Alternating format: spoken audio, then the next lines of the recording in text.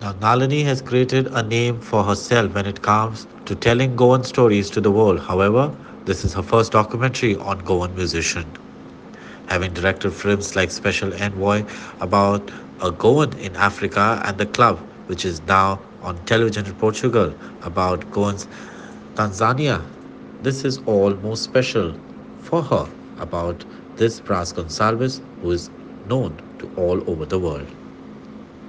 Was to what Nalini had to say to Herald exclusively on this. It's very important. All my work is about that, right? Is about taking Goa outside. And when I do stories, these stories is not, I never think about, obviously for us, for our Goans, but I always want to take it outside Goa, right?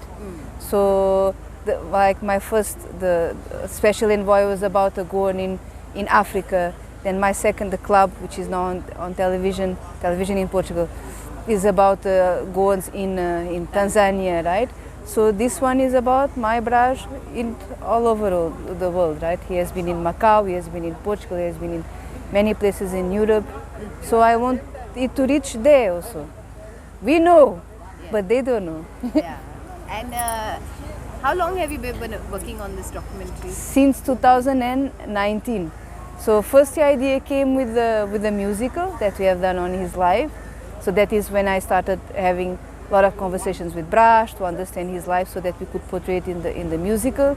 Then came the idea of having a concert also, and that is when Louis Banks and Carl Peters, they all came down to play with him. And we have been in touch these years. Then meanwhile in 2021 I went to Portugal to do my master's in ethnomusicology.